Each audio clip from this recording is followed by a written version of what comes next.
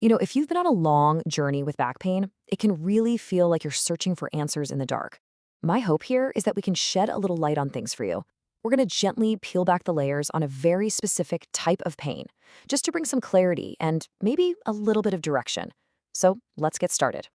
So many of us know exactly what this feels like, that persistent, deep ache right in the center of the lower back. It's not that sharp, zinging pain that travels down your leg, but something more constant, more central. If that sounds familiar to you, well, you're definitely not alone. And that's what we're here to explore. In the medical world, we often call this axial pain. It's just a term for discomfort that's coming from the structures of the spine itself, the bones, the joints, and, as we're about to see, the discs, instead of from a nerve getting pinched. And, making this distinction is absolutely crucial. As you can see here, we're really talking about two different kinds of pain. On the left, you've got that axial pain, that localized ache we're focused on, and it's totally different from the radicular pain on the right, which is that classic sciatica from a pinched nerve. Today, our focus is all about pain that's coming from the spine's structure itself. Okay, so to really get a handle on this ache, we need to take a gentle look inside at these incredible structures in your spine. We're talking about your intervertebral discs. The best way to think about them is as living cushions. They are just masterpieces of biological engineering. They're designed to handle immense pressure while letting you bend and twist and just move through your day. They're absolutely vital for both your strength and your flexibility. Just look at this incredible design. Right in the center, you have this soft, gel-like core. That's the nucleus pulposus, and it acts like a perfect little ball bearing. And then wrapping all around it is this super tough fibrous wall, the annulus fibrosus, that contains it and protects it. It's just an amazing piece of natural engineering, isn't it? All right, so now that we see how these incredible cushions are built, let's talk about what happens when their internal structure gets compromised. Because this is where the story of discogenic pain really begins. This is the question for so many people. You might be feeling some really intense pain, but your MRI comes back and it doesn't show a big herniation. It feels like the pain is coming from right inside the disc, even when its outer shape looks pretty much normal.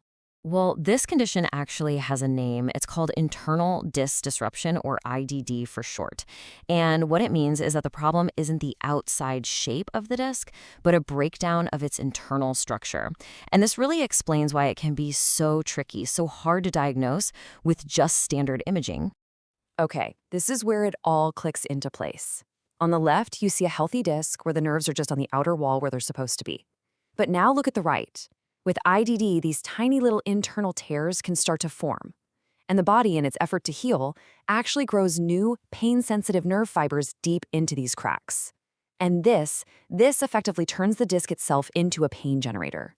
And if this is what you're going through, please know you are so far from alone. Studies suggest that for almost half of the people dealing with that chronic, deep, axial low back pain, the disc itself is the main source. This is a very real and very common medical condition. So, this brings us to a really important point. If a standard MRI doesn't always show the problem, how in the world do we find the true source of the pain? How can we be sure which disc is the one causing all the trouble? And here's one of the biggest frustrations for both patients and doctors. You can be in a lot of pain, a significant amount of pain, but your MRI report might come back saying something like mild degenerative changes, which, by the way, are common even in people who have no pain at all. The images just don't always tell the full story. So to get that definitive answer, specialists often turn to what's long been considered the gold standard diagnostic tool.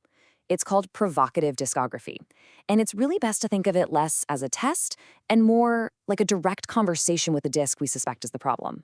So the process is incredibly precise. You can see the steps here. First, after guiding a needle to the exact right spot, a little bit of contrast dye is injected to just gently pressurize the disc. It's like asking it a gentle question. And then comes the most important part. Step 3, listening for the answer. Does this sensation reproduce your exact familiar pain?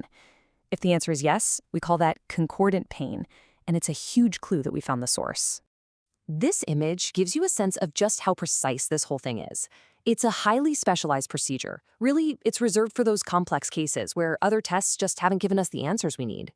The entire goal is to get a crystal clear diagnosis so we can build the right treatment plan. So, once the source of the pain is confidently identified, then we could start to build a path toward relief. The focus really shifts now from just diagnosis to creating a comprehensive, personalized strategy for you. And the key, as you can see here, is what we call a multimodal approach. There's no single magic bullet, not at all.